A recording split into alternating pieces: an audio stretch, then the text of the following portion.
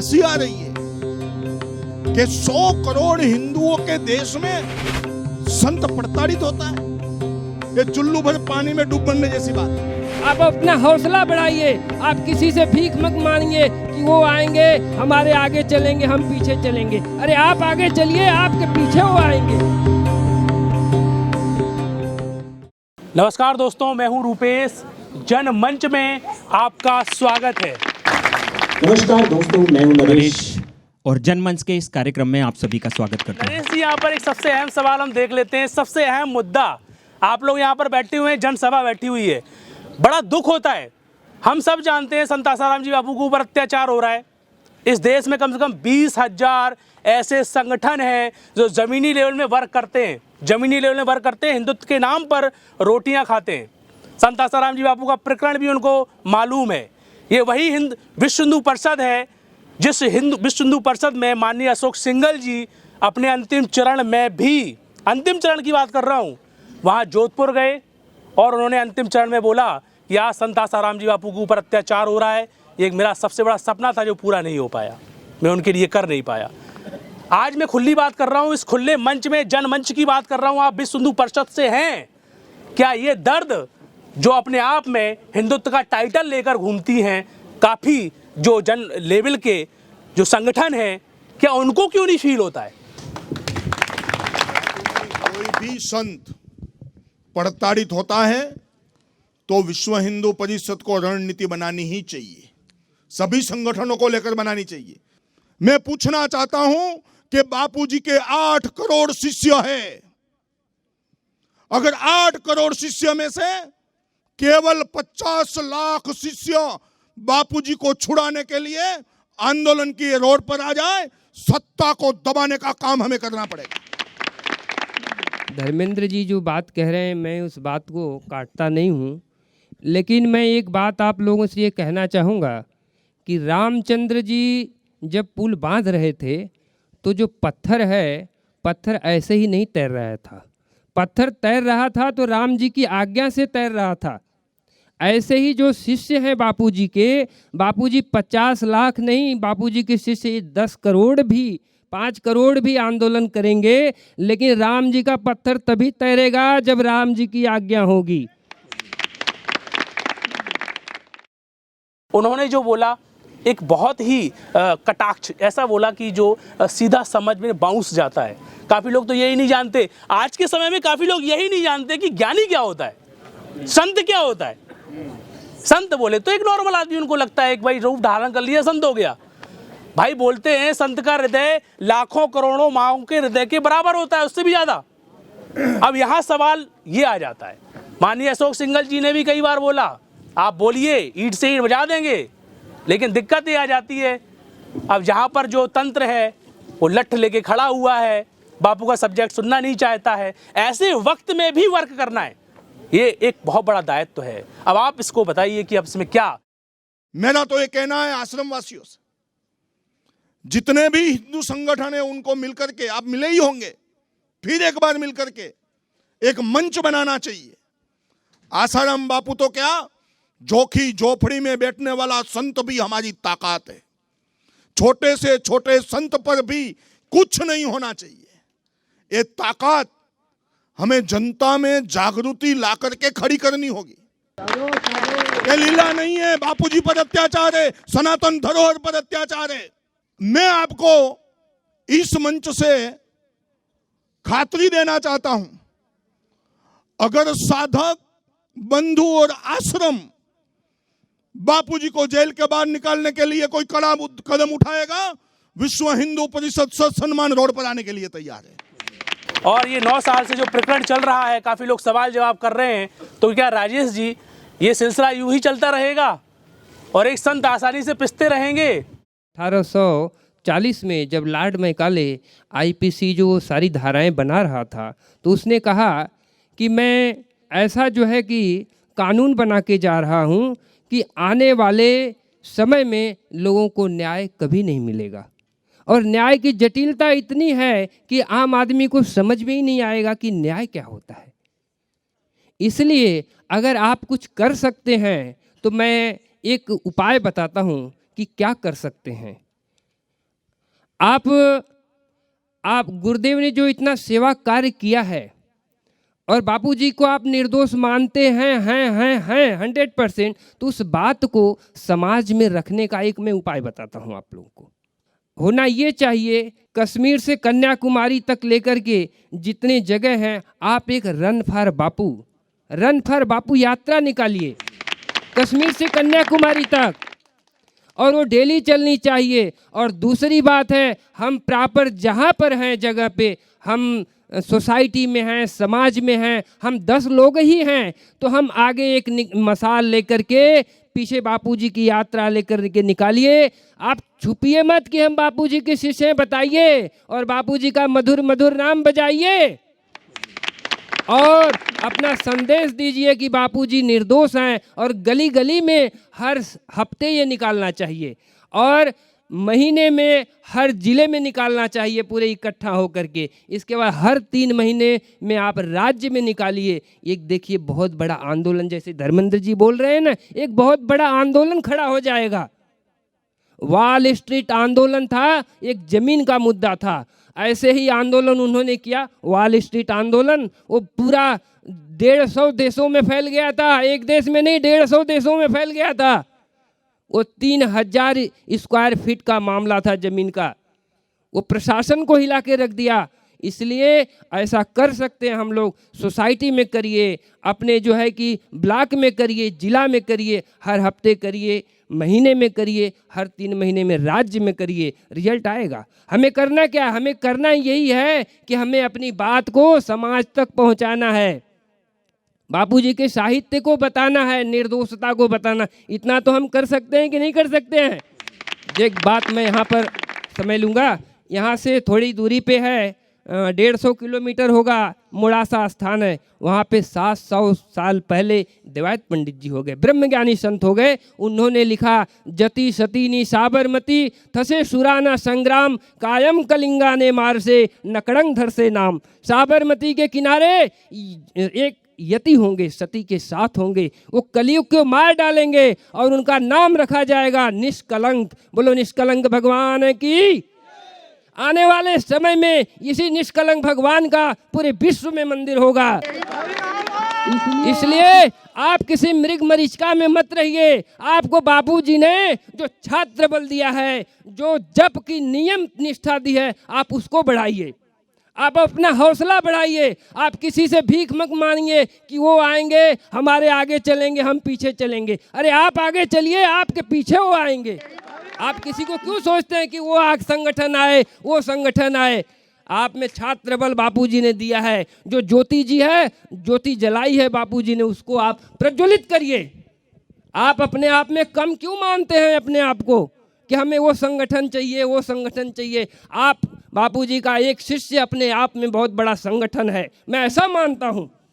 इसलिए आप लोग अपने छात्र बल को बढ़ाइए और ये पूरे देश में इस तरीके का कार्यक्रम करिए, ये इसको कोई रोक नहीं सकता।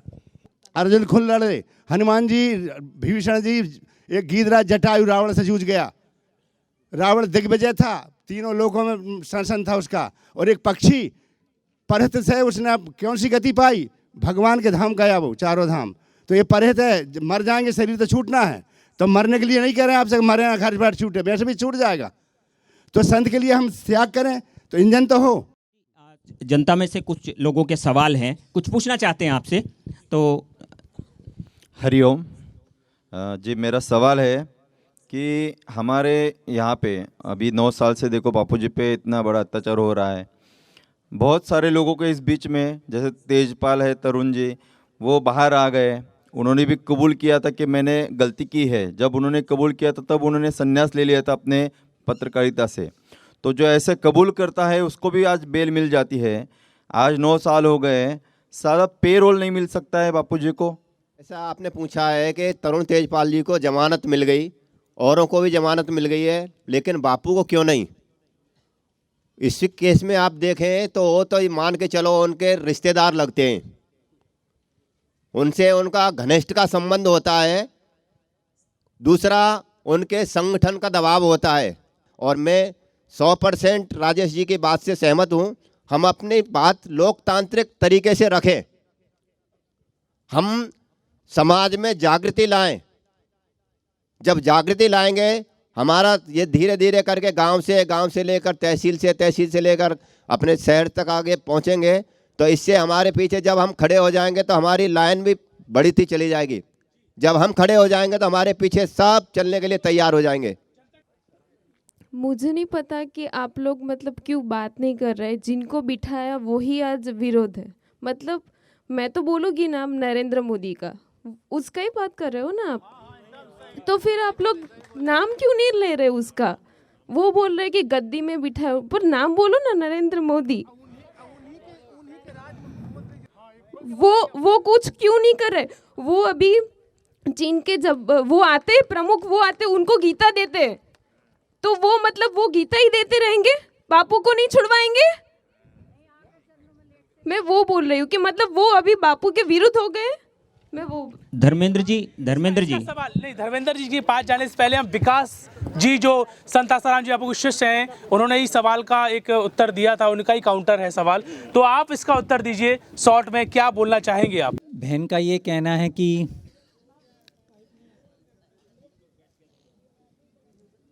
नरेंद्र भाई का नाम इन्होंने लिया कि उन्हीं के द्वारा,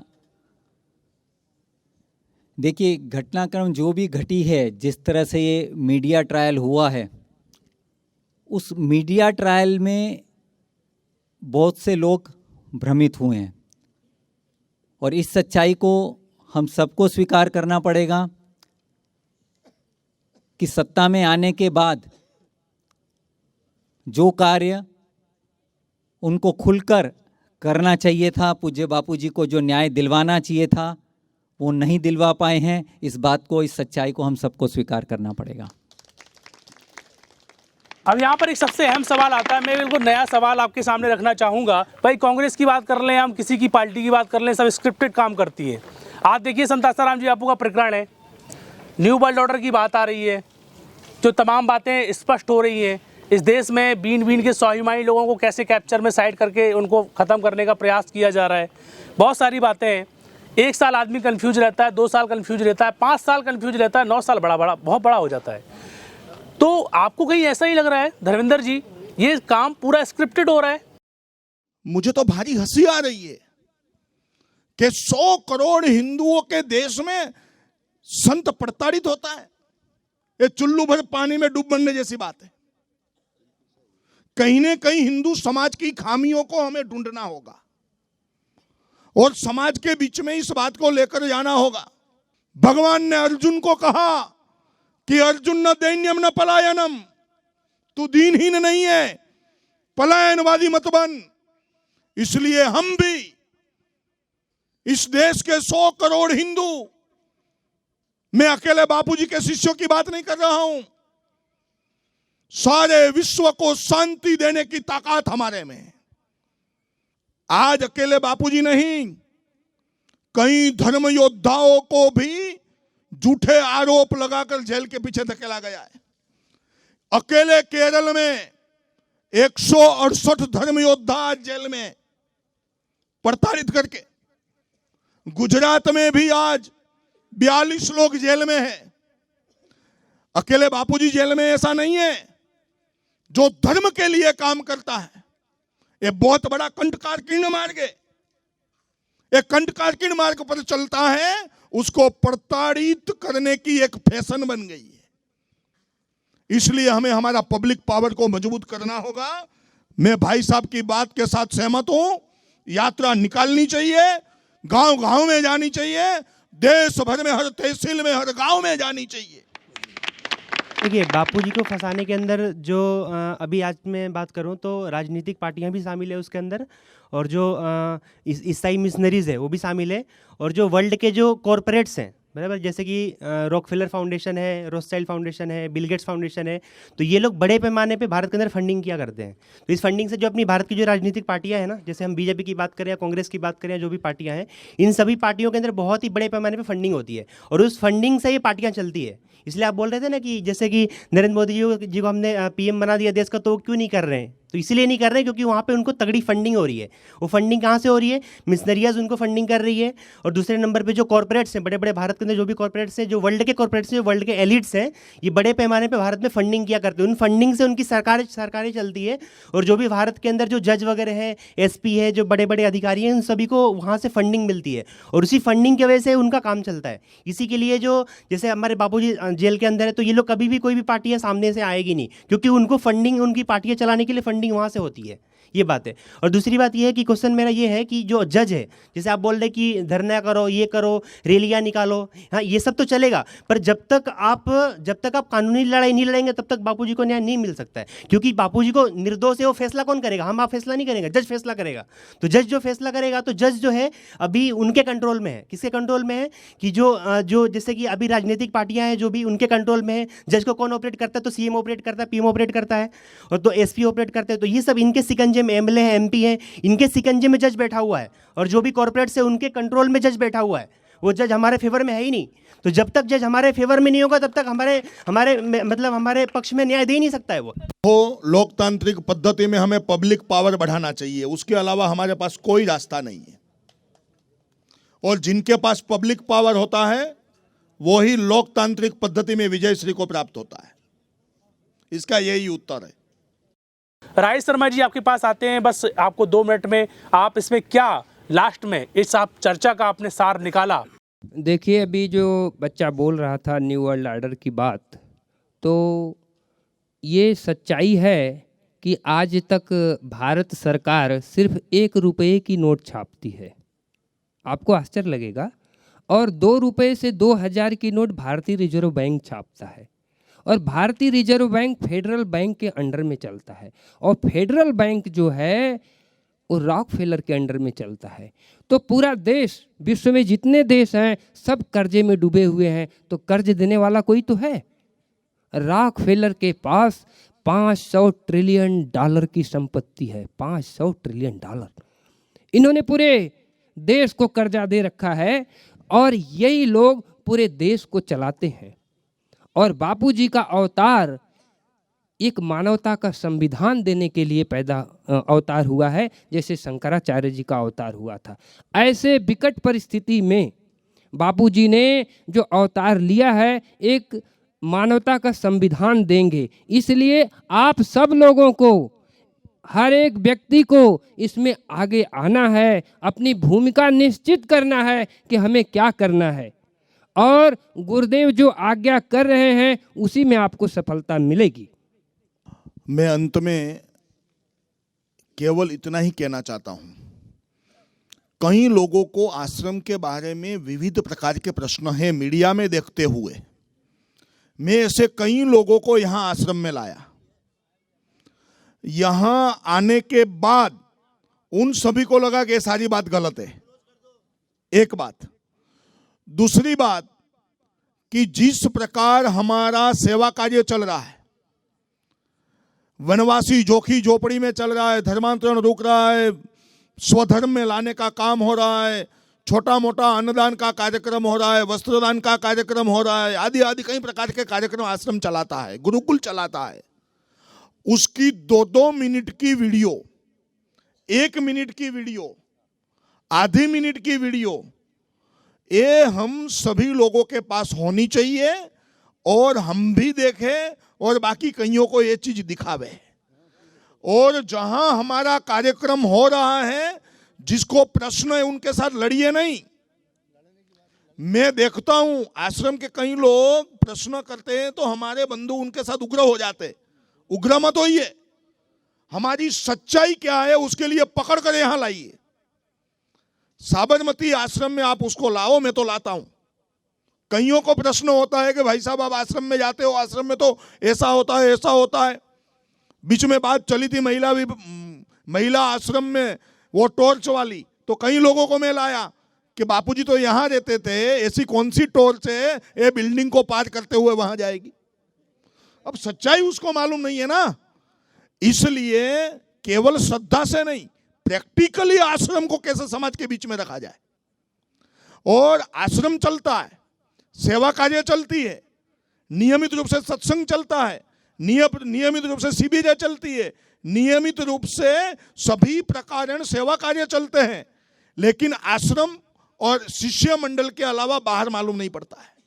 इसलिए आश्रम को समाज के बीच में टेकफुली कैसे रखा जाए, ये भी आश्रम वासियों को सोशल मीडिया के जरिए आदि संतों को बुलाकर बाकी संत बोले कि हम आश्रम में गए थे, वहां ऐसा नहीं है, ऐसा है, ये बात गलत है।